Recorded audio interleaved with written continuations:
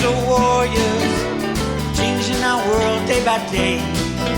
The way of the crypto warriors, can't rely on the bankers, no way. Good morning, Bix Weir, roadtour.com. Good morning, Hornets. Here's your sip of chaga coffee. Oh my God. In retrospect, it's so easy to see the manipulation of all markets. I'm going to show you something really funny. May 3rd, we had the spike down, the classic spike down in silver before, because they knew they were going to let it up. How long in advance did they have this planned out? Pretty long, because of the Fed rate hike. They knew exactly how much it was going to be hiked by. But look at this chart. Now, if you work for the CFTC and you're in charge of silver manipulation, here's how you find these things out. Look at this chart of silver over the last 7 days. On May 3rd, you had this huge spike down. Why did they do that? They wanted to get all the shorts to puke up their silver. That was it. Stop loss sales, they ran those, they ran the gamut. Look at the volume, those little red and green lines down below. Volume's way up here. This is 2 days before the rate hike. They knew that silver they were going to jump the price of silver after the rate hike. So they did that. They got all the shorts out that they could, and now it's time to go long. So they hold on. We need a reason to go long. We can't just, throw all these contracts at silver and not have a reason, or the CFTC might investigate us. So there's that huge spike, and look at the huge spike yesterday. When the rate hike happened, look at those spikes. That's all commercial buying, and they're trying to get out of their short position. They've been doing it for at least since the JP Morgan investigation. When JP Morgan finally settled with the DOJ on silver manipulation for $920 million, they gave up some of their ability to rig the silver market. Not all of it. They are still the custodian of SLV. They are still a major player. They just get their cronies to do the hard work for them. And Jamie Dimon belongs in jail, by the way. I heard today, he said, well, we got to watch commodities. That dude, I'm not a fan of Jamie Dimon. There you go. So that's what happened there. Huge spike down. By the way they do it is they short the crap out of it for instant drops. Hey, CFTC, all you got to do is who put in that short order? Who put in the short order to spike it down to the bottom? And if they're trying to maximize the value of their commodity that they own and they're just selling it, you wouldn't sell it in a single dump. The two CFTC commissioners, one works for JP Morgan, one works for Citibank, are sitting on the CFTC commissioner board. Why did they, there's 330 million people in the United States of America. Why did they pick these two people to watch over Citibank and JP Morgan as they rigged the silver market if they worked for Citibank and JP Morgan? It's Rustin Benham can answer that one. And look at the volume, huge volume, and all of a sudden silver spikes up $1. Same old, same old. How long will it stay this low? I don't know. I do believe this is the historical all-time low. We'll never go back to the $22 silver range. I don't think we ever will. So, who knows? Truthfully, I'm in my lawn chair on the sidelines watching this game because I know they can push it to zero. But as long as the game's going, they have to have viable explanations. So the interest rate hikes means, there's more inflation in the future. Silver should go up. Silver hasn't even gone up. Silver is like the only commodity is not well over its all-time high. Silver's 1/2 of its 1980 all-time high. How many US dollars have been printed? How many won have been printed? How many ruble have been printed since 1980? Silver should be in the hundreds of thousands of dollars right now. If you judge silver by what we're talking about is the value of silver in US dollars or the value of silver in won. Silver is the constant. All the other currencies in the world are the hyperinflation part.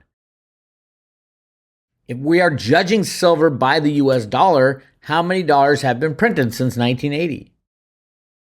And then you should take that 1980 high and say, okay, why is silver trading at less than 1/2 of its 1980 high if it's not being manipulated? But everybody knows it's being manipulated. The question is when it will end. And when it does end, It will be the largest moonshot in the history of any market, bar none. Bigger than Bitcoin, bigger than all the cryptos, bigger than oil and gas, bigger than copper, nickel, all of them. And it will destroy banks along the way. These banks that are massively short. The eight commercial banks. 8 commercial banks are short 350 million ounces of silver and don't know how to get out of it. That's just on the COMEX, not counting the 800 million ounces that Bank of America took on as a derivative play. Structured derivative. It'll be interesting when the next OCC report comes out. What I'm really interested in is what the good guys are doing. And keep an eye on SLV ownership. SLV ownership. Private investor group. Same group that took silver close to $30 last year is coming in. They have bought 60 million ounces. I think they'll buy over 100 million ounces. The problem is they did it all in one fell swoop last year. They added 190 million ounces of silver to their portfolio. They bought 1/3 of SLV. And they've started buying again. Then they sold it off or took delivery. I'm not quite sure which. If they were smart, they would have taken delivery. But now they're at it again. They're just going slower. 60 million ounces the first quarter, or the fourth quarter of last year. We're going to find out, I think, the 15th of May, how much they did the first quarter.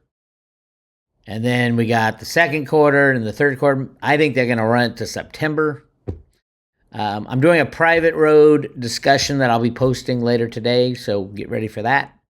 Yeah, same old shit.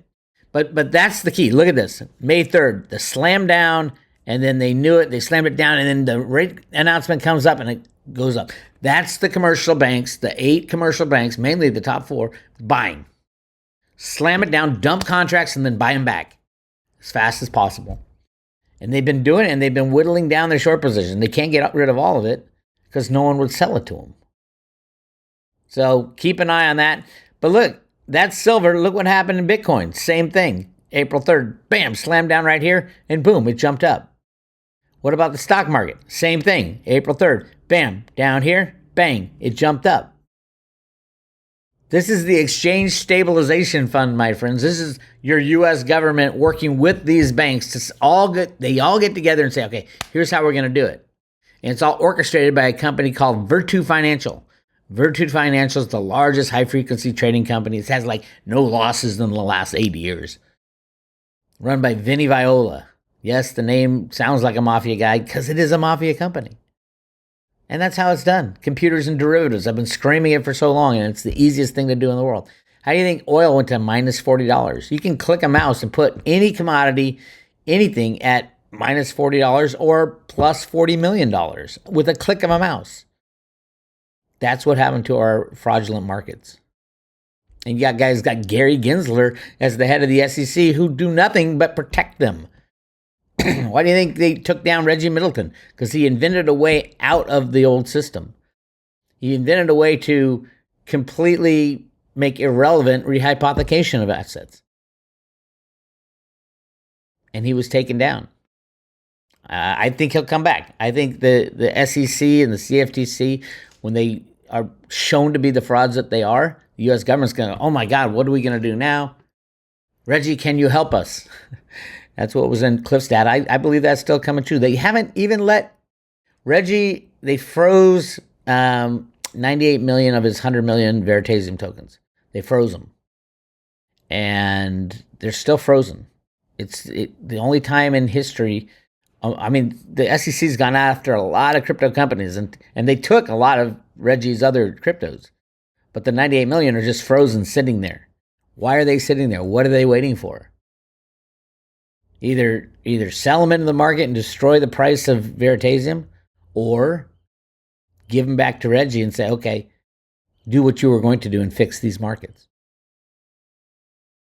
It'll be interesting. And don't forget, the SEC, the IRS, the CFTC, there's a reason they're delaying all these regulations on cryptos. They want you to be scared. They want a crash in the system so that you can say, oh my God, please come help us, SEC. And they can make that crash happen just with derivatives. Cryptos are all traded off derivatives. So Snippy might be right by getting out of the market and waiting for that ultimate crash of everything. I don't know. I wouldn't want to risk it. I wouldn't be out of the market for anything. My take is I'm a hodler. I'm going to sit on my lawn chair and watch this crazy shit happen and comment on it. Let's talk about our friends over at Evergrande. Evergrande is the biggest joke in rating agent history. The rating agencies refuse to call Evergrande in default because they're paying their domestic friends and family. They're still building houses. They're not paying any foreign debt. It's brilliant. Yeah, China was prepared for this for a very long time. They shut down all their ports just to destroy the West. It's gonna happen. Watch the inflation print coming on the 11th. It's gonna get ugly. And remember, they can lie, cheat, and steal about the inflation rate, and they do. So why are they saying now maybe the Biden administration doesn't have any power at all over it when every president beforehand did? They could say, oh, inflation went down 2% last month. They can say that. They can say anything they want. They can print as much money as they want. Nothing matters anymore. Everything you're taught in school, throw it out the window. It does not matter about economics and markets and the economy. It does not matter. It's not real. It's all fake. Anyway, so Evergrande shares rise today on report of bond interest payment. Shares in embattled Chinese property giant Evergrande opened 6% in Hong Kong after Chinese media reported it had an interest payment before a critical deadline. And it's okay, who reported it? Was the company? The company didn't report it. The company missed an $83.5 million payment last month, triggering a 30-day grace period set to expire on Saturday. The company wired the funds on Friday, a source told Newswire Reuters. Had the deadline been missed, Evergrande would have plunged into formal default. This is domestic. What really happened? China Evergrande gets 6 months relief as creditors agreed to defer interest payments on 2 onshore bonds. Onshore bonds. They're going to keep this game going and going and going until the foreign investors have to write off 100% of their investment.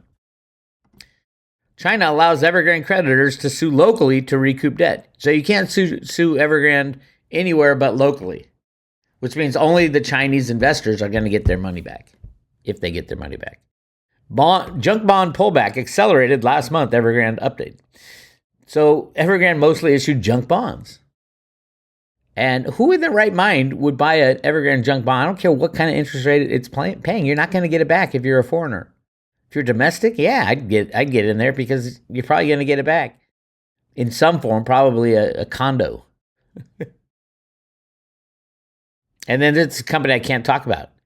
YouTube's been banning me from this, so you can read it right here. This tea company tops $50 a share. And EM, I can't even talk. This is so sad. This is America. You can't talk about anything anymore. Anyway, an interesting thing, one of the investors is the crypto exchange Binance. Binance is investing in that little T-word company along with EM, the guy who puts satellites in space and makes you drive electric cars. That's all I can talk about. Otherwise, they'll demonetize me. I don't tell me this isn't insane, but this is the America. This is why Cliff said his data isn't working anymore. He can't go out and do what he did because there's way too much censorship. We have to watch what we say, so we can't say the important things. It's so sad. So sad. Interesting that Binance is involved with EM about the company T. Anyway, this is Bix. RoadToRoad.com. I'll be posting either today or tomorrow a video update for private road members as to what I see timing-wise that this stuff's going to go down. If you are interested in joining the private road, go to RoadToRoad.com. First, put your name and email address in. Over here on the left, you'll get email updates. Also, please subscribe. We're almost at 100,000. Click it. Click subscribe. Almost at 100,000. I think it's like 99.2 or 99.3. We'll get there. We'll get there. And then they'll probably kick me off YouTube. So make sure you go to the Road to Ruda, sign up for the email updates. That's how you can keep in touch with me. And if you subscribe today for the private road, we are sending out these. Ruda Lives coin, the coolest coin ever made, double struck, with each individually numbered and a red hand-painted heart. Right smack in the middle of Ruda's beautiful t-shirt. If you don't know what I'm talking about, go to roadtoruda.com and find out all the information. Use the search function. For example, if you hit search and you hit silver, you will uncover 1,124 articles and videos on silver. That's a little bit of stuff at roadtoruda.com, so go check it out. That's it. I'll talk to you guys later.